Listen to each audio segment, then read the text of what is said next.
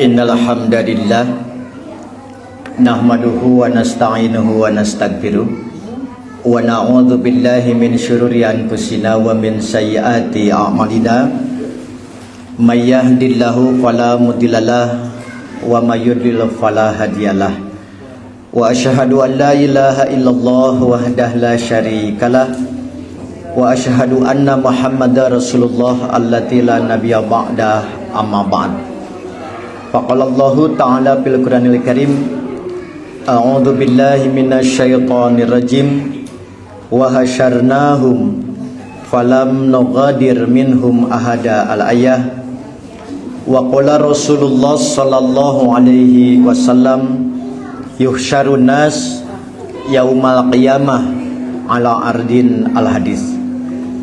Hadirin ikhwati iman, Bapak-bapak, ibu-ibu, serta para mujahid ilmu generasi baru, terkhusus para sesepuh dan senior jamaiyah, alhamdulillah atas kudrah, irodah, serta inayah Allah subhanahu wa ta'ala, kita dapat kembali bersua dalam kajian berkala dengan materi merupakan edisi khusus sebagai bagian dari upaya kita telusur jejak petunjuk Zat Maha Ghafur dan pedoman Rasul sallallahu alaihi wasallam di balik kehidupan setelah dunia berakhir yang dikemas dengan tema dinamika dan kondisi di padang mahsyar.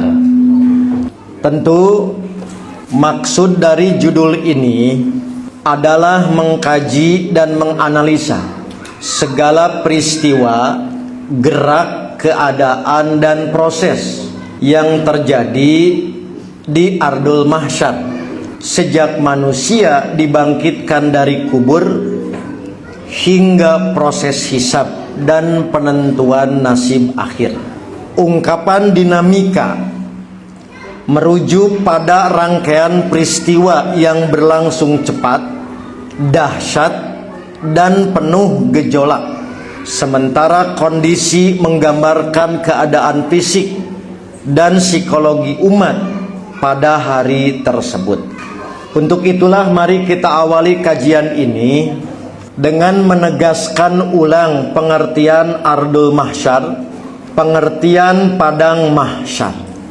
Kata mahsyar, Bapak Ibu, berasal dari akar kata hasyaro yang berarti mengumpulkan.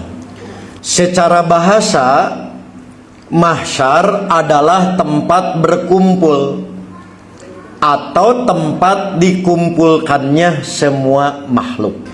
Sedangkan secara istilah, padang mahsyar adalah sebuah tanah yang sangat luas, datar dan putih, di mana Allah subhanahu wa ta'ala mengumpulkan seluruh makhluk ciptaannya, jin, manusia, dan hewan.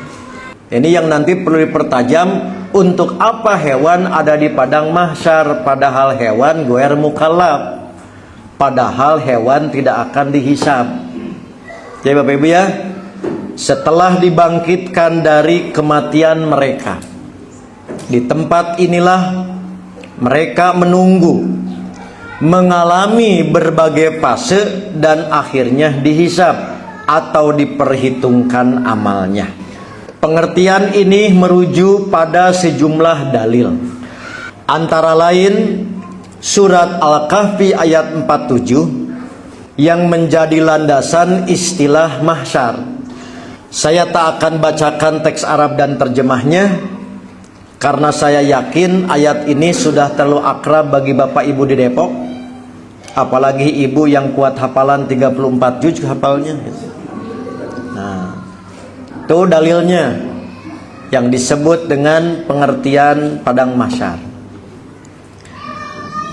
Dalil yang lain surat Hud ayat 103. Saya juga tak akan bacakan teks Arab dan terjemahnya.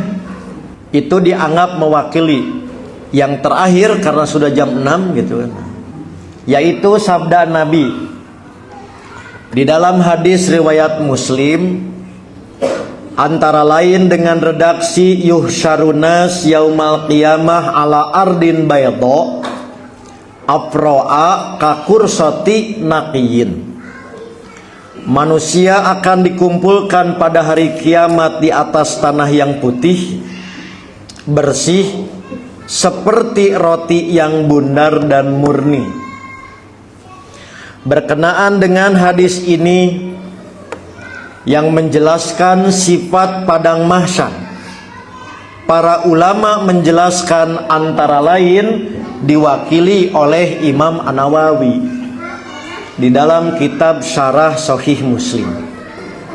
Imam An-Nawawi menjelaskan bahwa tanah yang afro maksudnya adalah tanah yang putih atau kemerahan, sementara ungkapan kakursoti naqiyin seperti roti yang bersih itu ilustrasi bahasa kiasan atau tasbih untuk menandakan betapa luas, rata, dan bersihnya padang tersebut, tanpa ada tanda, tanpa bangunan yang dapat dijadikan patokan.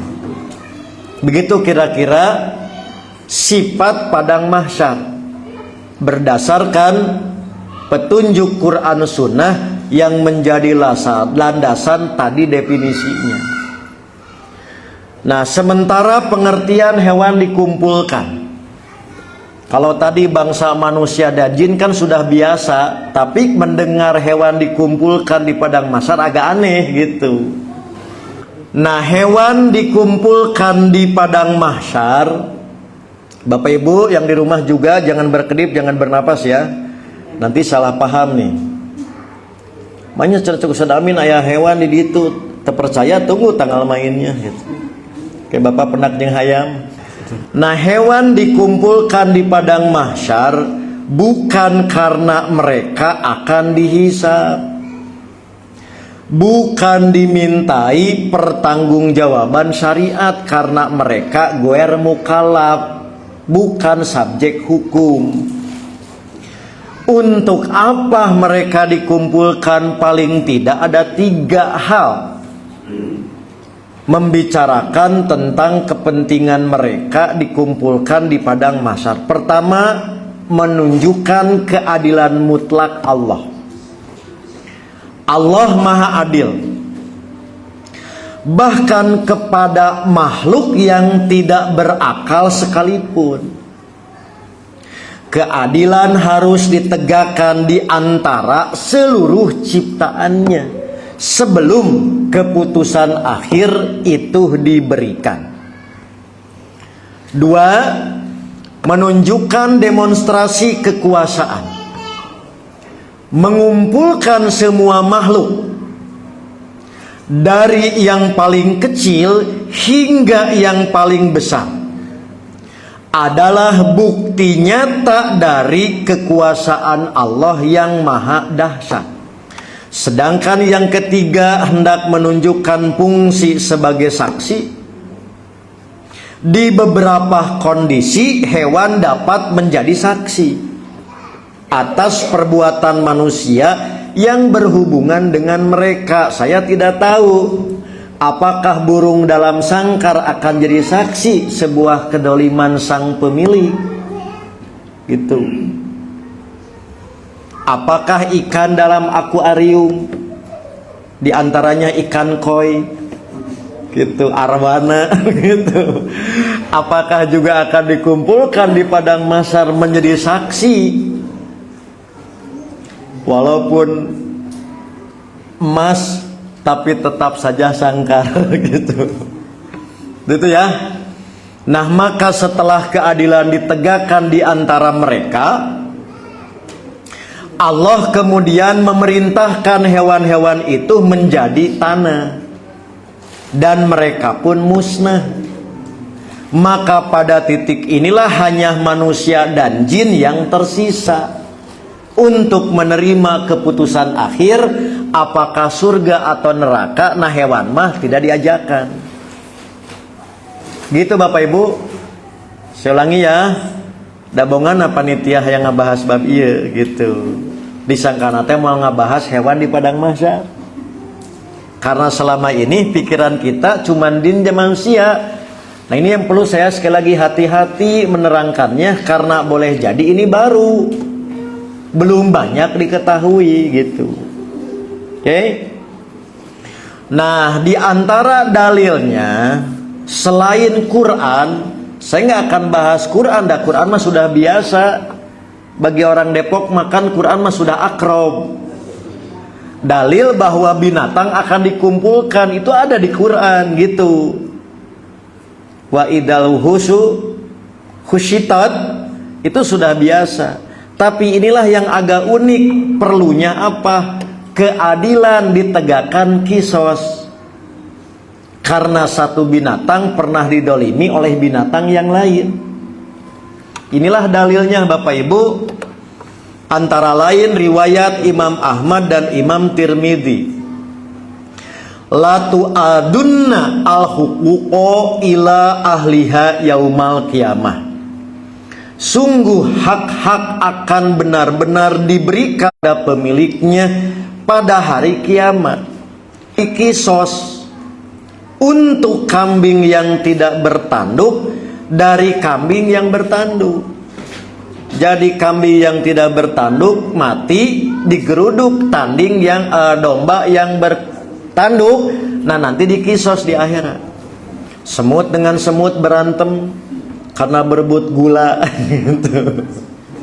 Maka semut yang dolim dihisab begitu, dikisos di akhirat. Nah sementara dalil bahwa mereka tidak ikut ke surga neraka gitu, mereka cukup setelah ditegakkan kisos mereka jadi tanah. Nah ini terurai dalam hadis yang cukup panjang riwayat Muslim. Hadis dari Abu Hurairah Bapak Ibu. Untuk meminimalisir slide PowerPoint karena ini 200 halaman Bapak Ibu gitu. Nah saya tidak cantumkan teks Arabnya, saya ambil terjemahnya saja. Kurang lebih begini. Kata Nabi, ini terjemahnya saja ya. Sesungguhnya kalian akan dikumpulkan hingga seluruh makhluk dikumpulkan. Maka Allah Azza wa Jalla berfirman, tunaikanlah hak kepada pemiliknya. Mereka yaitu manusia dan jin berkata, wahai Rob kami, tidak ada lagi hak bagi kami kecuali yang telah engkau putuskan di antara kami. Allah berfirman, aku adalah zat yang paling berhak memutuskan dengan adil. Ketahuilah, hendaklah setiap orang mengambil balasan apa yang telah ia perbuat. Kemudian Allah memerintahkan untuk mengerus jin dan manusia. Maka mereka pun pergi menuju surga atau neraka. Oke, itu selesai itu episode manusia. Kemudian Allah berfirman, hendaklah yang tinggal adalah binatang buas, burung, dan seluruh makhluk hewan lainnya. Lalu Allah memutuskan keadilan di antara mereka, hingga sungguh kedoliman sebesar zarrah atau atom sekalipun pasti akan dibalas. Kemudian Allah berfirman, pergilah, jadilah kalian tanah. Maka pada saat itulah orang kafir berkata, alangkah baiknya sekiranya aku dahulu adalah tanah. Gitu Bapak Ibu. Karena hanya tanahlah yang tidak masuk surga neraka. Yaitu episode binatang selesai. Setelah ditegakkan keadilan mereka jadi tanah. Cek orang kafir, andai kata aku jadi tanah mual asup neraka. Sama seperti binatang selesai jadi tanah gitu. Nah itulah Bapak Ibu ya. Jadi dalil bahwa binatang pun dikumpulkan di padang mahsyar, tapi bukan untuk dihisab. Di antaranya menegakkan keadilan atau kisos di antara mereka. Oke, maka ke surga ke neraka mereka tidak ikut-ikutan. Sudah, itu yang pertama tuh, pengertian padang mahsyar dan sifat-sifatnya serta siapa yang akan ada di situ selain bangsa jin, manusia dan juga hewan. Selanjutnya, mari kita cermati dinamika dan kondisi manusia di padang mahsyar. Jadi dari sini fokusnya bangsa jin dan manusia, ya guys. Lebih fokus lagi kita manusia. Nah, proses di padang mahsyar merupakan rangkaian peristiwa yang sangat panjang, menegangkan dan penuh dengan kesulitan, dirangkum dari sejumlah dalil Quran, Sunnah dan penegasan dari para ulama. Maka saya hanya uraikan fase-fase utamanya saja. Jadi adegan-adegan utamanya, tiap adegan, tiap fase ada detail, itu tidak saya bahas. Oke? Karena khawatir semakin diterangkan secara detail, Bapak Ibu nggak mau menjauhi Depok. Gitu. Nah, fase pertama yaitu al-ba'tsu wal hasyr. Fase kebangkitan dan pengumpulan. Setelah tiupan an-nafkhah ats-tsaniyah, tiupan sangkakala kedua ikan dari kuburnya, mereka berkumpul dalam keadaan tidak beralas kaki, telanjang dan belum dikhitan. Selangi Bapak Ibu, setelah tiupan sangkakala kedua, semua makhluk dibangkitkan dari kuburnya, abdi ila rabbihim yang silun, dan ditiup itu mereka keluar dari kuburnya dalam keadaan hidup menuju kepada Tuhan mereka.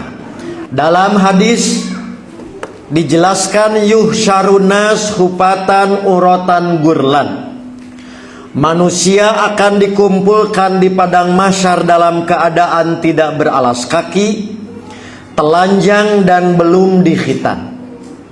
Demikian hadis riwayat Al-Bukhari dan Muslim. Nah, dalam hadis lain Bapak Ibu, manusia itu sederajat. Oke, tidak ada aki-aki di padang mahsyar. Ibu Nini tak asup surga. Jadi sapantar, termasuk ala surati abikum Adam. Maka kamu nanti tingginya akan sama dengan bapakmu Nabi Adam. Jadi sekiranya Nabi Adam itu 60 hasta, anggap saja 47 atau 48 meter. Ibu masih ingat kata-kata saya? Masa ada orang tinggi 47 meter kakinya kecil tiguling itu. Nah, jadi Bapak Ibu yang hari ini hampir putus asa program ortopedi itu, tenang, kemah sukses. Jadi sepantar, sejajar, seumur. Jadi nggak ada nenek-nenek, nggak ada aki-aki di padang mahsyar. Ibu, halo, jadi ibu nggak akan ada di sana. Nah, ibu makan ini, bapak aki-aki malaya, semuanya kembali itulah yang ala surati abikum Adam, posturnya sama dengan bapakmu gitu. Ya udah terbayang atau Bu? Ini mah intermezzo, jangan masuk ke hati. Kalau nanti kita tidak sejajar dengan Adam 47 meter, terus kita seperti orang Depok sekarang, nanti ketemu dengan bapak kita, bagaimana lihatnya? Tak jadi liput tinggalnya kayak kia atau Pak berdekat tinggali gitu. Cek Nabi Adam teh, mana cucu kuring kia gitu. Ibu, cucu Adam. Bagaimana kalau Adam nggak ngaku? Jadi nanti masih jajar gitu. Dan itulah dalilnya. Oke? Fase al-ba'tsu wal hasyr. Fase kebangkitan dan pengumpulan. Maka saat itulah kondisi manusia kebingungan, ketakutan, dan kepanikan melanda semua orang. Mereka berlarian mencari pertolongan.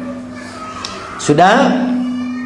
Lanjut fase kedua, dunuwu syamsi wal gharaq, yaitu matahari didekatkan dan keringat yang membanjiri. Betul Bu? Ini anak muda nih, PC pemuda, PR. Gini Bu, kan dunia itu sudah hancur, termasuk mataharinya. Kenapa ada matahari lagi? Berarti bukan matahari di dunia. Oke, saya lupa lagi tahun berapa waktu saya nyusun Quran konten bersama Syamil, Miracle the Reference, juga ditambah dengan Quran Cordoba The Amazing, Pak. Kita pernah membahas ayat tentang matahari. Salah satu rujukannya itu adalah tafsir Al-Maroghi, bahwa tiap galaksi punya mataharinya. Kalau kita galaksi Andromeda, itulah matahari kita, maka tidak mustahil matahari itu ada 10 di dunia. Matahari kita teh matahari terkecil. Nah, matahari di dunia saja banyak, bukan matahari hanya ini saja. Maka matahari nanti di akhirat, matahari akhirat, bukan matahari Depok. Gitu. Jadi jangan berpikir pada saat masuk padang mahsyar ada semacam benda-benda di dunia itu hanya untuk memudahkan penyebutan, tapi sifatnya nggak sama gitu. Itulah yang disebut dengan matahari didekatkan. Oke? Mana buktinya beda dengan dunia, Ibu? Jarak Depok ke matahari sekarang berapa? Panasnya sudah minta ampun. Kalau sekarang seperti ini lalu didekatkan, jangankan berkeringat, bubuk gitu. Nah, maka fase yang kedua, matahari akan didekatkan sangat dekat kepada kepala manusia, sekitar 1 mil atau kurang. Panasnya yang terik ini menyebabkan keringat mengucur deras sesuai tingkat dosa masing-masing. Jadi berapa banyak orang tenggelam dengan keringatnya tergantung dosanya. Maka fase ini dijelaskan dalam berbagai dalil. Ini yang populer dalilnya Pak, riwayat Imam Muslim. Hadisnya panjang, saya potong pakai titik-titik yang langsung petunjuknya berkepentingan dalam konteks pembahasan. Oke? Dalam hadis Muslim begini Bapak Ibu. Tudna syamsu yaumal qiyamah minal khalqi hatta takuna minhum kamik dari mil. Pada hari kiamat matahari didekatkan kepada makhluk hingga jaraknya hanya sejauh 1 mil. Titik-titik panjang tuh. Fayakunu al-araku ala qadri dunubihim. Maka mereka pun berkeringat dan keringat itu sesuai dengan kadar dosa mereka. Minhum man ya'khuduhu ila akibaihi. Di antara mereka ada yang keringatnya hanya sampai mata kaki, ada keringatnya yang sampai ke lutut, ada yang sampai ke pinggang, bahkan ada seseorang yang tenggelam dengan keringatnya sendiri. Jadi entongki ya Pak, kan kalau banjir kita mah bareng tuh banjir, iya mah banjir lokal ke masing-masing oleh keringatnya. Jadi begitu pas seseorang tenggelam dengan keringatnya, jangan nanya tetangga gimana gitu. Kan kalau kita mah kalau banjir, kurang banjir, tetangga banjir ente gitu. Maka masing-masing. Jadi ada yang keringatnya sampai tadi mata kaki, ada yang sampai lutut, ada yang sampai pinggang, ada yang sampai menenggelamkan. Karena didekatkannya matahari sampai tiap orang berkeringat. Maka berapa banyak keringatnya tergantung dosanya gitu. Maka saat itulah Bapak Ibu penderitaan fisik dan psikis yang sangat hebat. Orang-orang yang berdosa besar akan tenggelam dalam keringat mereka sendiri. Sudah, itu fase kedua. Fase ketiga yaitu al-qalaqu wantidorun tawilun, masa penantian yang panjang dan kecemasan. Manusia berdiri di padang mahsyar selama 50.000 tahun dalam perhitungan akhirat. Waktu terasa sangat lama dan berat. Fase ini dijelaskan dalam berbagai dalil, antara lain perbandingan waktu dalam peristiwa Mi'raj, yaitu Mi'rajnya malaikat dan malaikat Jibril naik menghadap kepada Tuhan dalam sehari yang kadarnya khamsina alfa sanah. Surat Al-Ma'arij ayat 4. Berkenaan dengan ayat ini, para ulama antara lain Imam Ibnu Katsir menjelaskan bahwa yang dimaksud adalah lamanya hari itu terasa bagi orang-orang kafir, sedangkan bagi orang beriman Allah akan meringankan dan mempermudah mereka. Sudah, Bu? Kemudian masuk fase keempat, yaitu fase hisab atau perhitungan amal. Ini adalah inti dari proses di padang mahsyar, di mana setiap manusia akan mempertanggungjawabkan setiap perbuatan sekecil apapun di hadapan Allah. Fase inilah yang dimaksud dengan firman Allah, "Faman ya'mal mithqala dzarratin khairan yarah," dan seterusnya. Jadi di fase 4, fase hisab. Begitu juga dalam hadis lain, ayat lain, surat Al-Kahfi ayat 49, "Wa wudi al-kitab fatarol mujrimina musyfiqina mimma fi." Dan diletakkanlah kitab atau catatan amal, lalu engkau akan melihat orang-orang yang berdosa merasa ketakutan terhadap apa yang tertulis di dalamnya, wa yaquluna, dan mereka berkata, dan seterusnya. Pada fase ini kondisi manusia, misalnya orang kafir dan munafik sangat ketakutan, berharap mereka dikembalikan saja ke dunia. Mereka akan dihisab dengan hisaban yang sulit dan detail, sementara bagi orang beriman akan mengalami hisaban yasiro, yaitu hisaban dengan hisaban yang mudah. Bahkan ada segolongan yang masuk surga tanpa hisab. Fase ini ditegaskan dalam berbagai dalil. Misalnya hadis dari Aisyah, ketika ia bertanya kepada Rasulullah, "Apakah engkau ingat tentang wali-wali Allah pada hari kiamat?" Maka beliau bersabda, "Na'am, iya.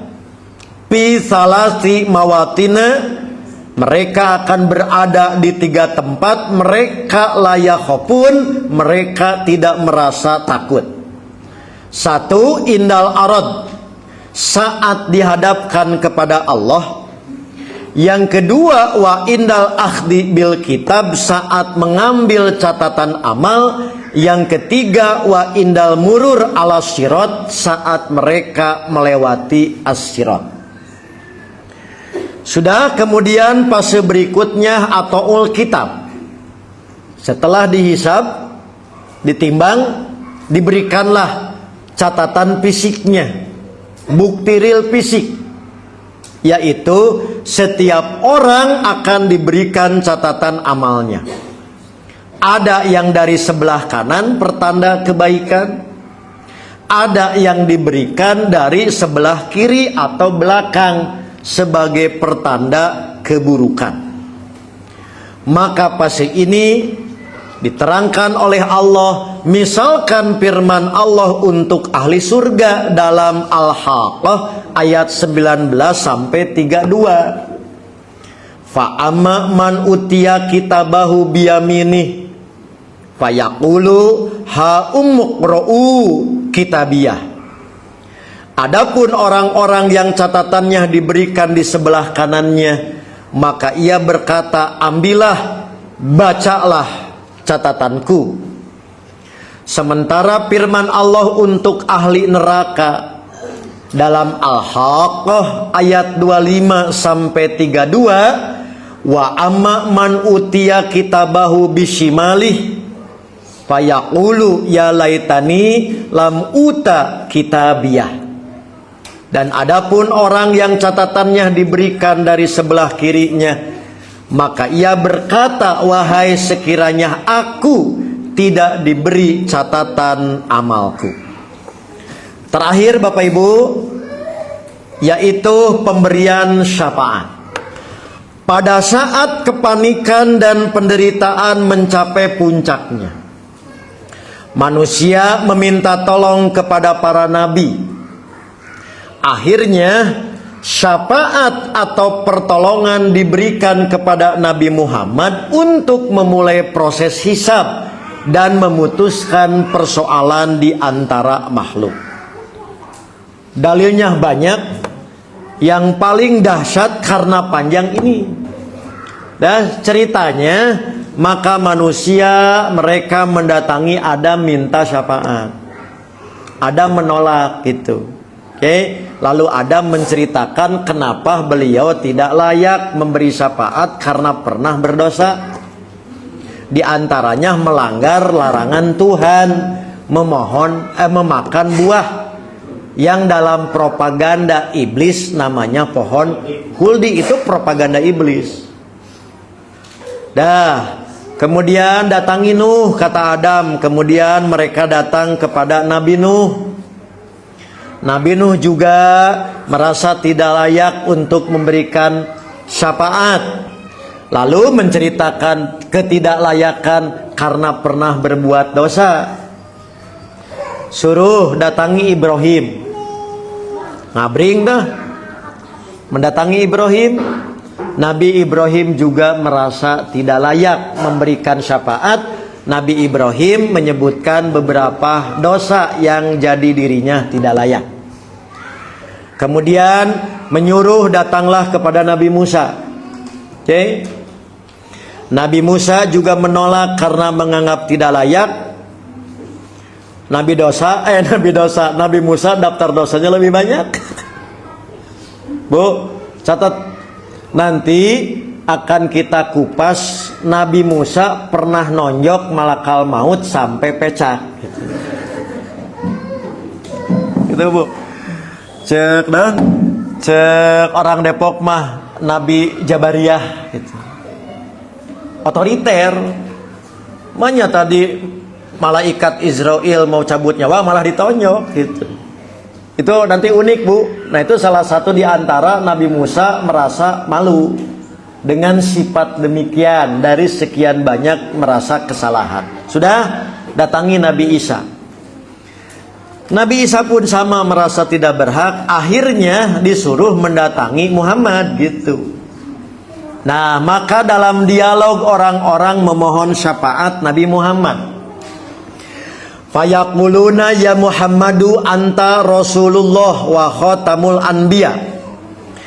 Wahai Muhammad, engkau adalah utusan Allah dan penutup para nabi. Qad ghafarallahu min danbika wa ma ta'akhkhara. Allah telah mengampuni dosa-dosamu yang telah lalu dan mendatang. Isfa' lana ila rabbik. Berilah syafaat untuk kami kepada Rabbmu. Fa'antoliku, lalu aku berangkat menemui Tuhanku. Fa'ati tahtal arsh fa'aqo usajidan li Rabbi. Maka aku pergi dan mendatangi di bawah arsy.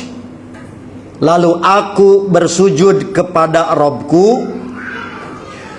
Fayabtahu alaya min sanain wa mahamida lam yaftaha ala ahadin qabli.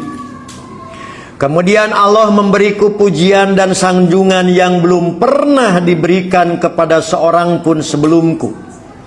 Summa yuqalu, lalu dikatakan, ya Muhammad irfa ra'saka, wahai Muhammad angkatlah kepalamu, sal tu'toh, mintalah niscaya engkau akan diberi, washfa tusyaffa, berilah syafaat niscaya syafaat akan dikabulkan.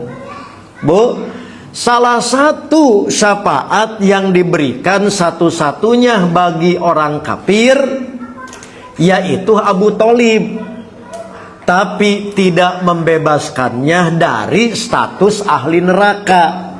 Selangi Bu, salah satu syafaat yang diberikan kepada pamannya Abu Thalib, syafaatnya dalil sebagai gambaran urusan hidayah, tidak ada hubungan relasi, koneksi dan keluarga. Nah ya. Nah, sekali lagi, inilah yang disebut dengan syafaat Nabi Muhammad.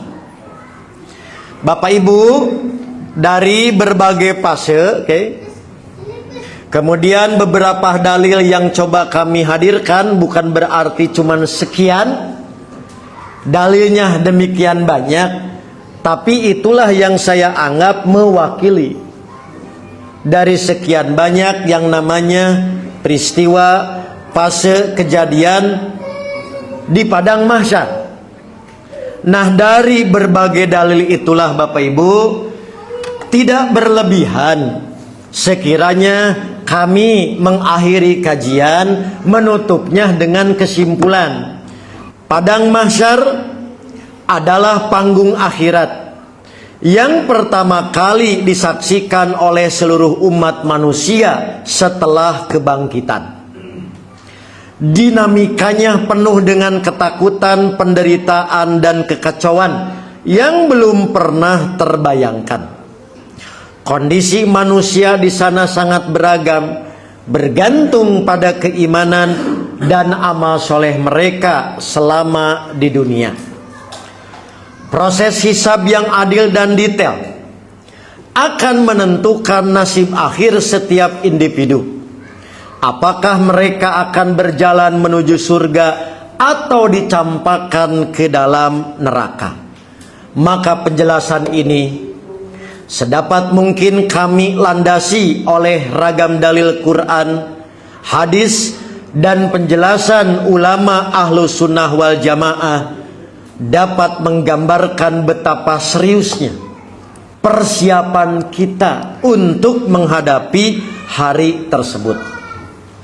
Akhir kajian, semoga Allah Subhanahu wa ta'ala melindungi kita dari kengerian hari kiamat dan memasukkan kita ke dalam golongan orang-orang yang mendapat kemudahan dan naungannya di padang mahsyar. Bapak Ibu, karena lapar jua yang memisahkan kita, nah saya akhiri sesi ini, saya serahkan sepenuhnya ke MC, ke moderator.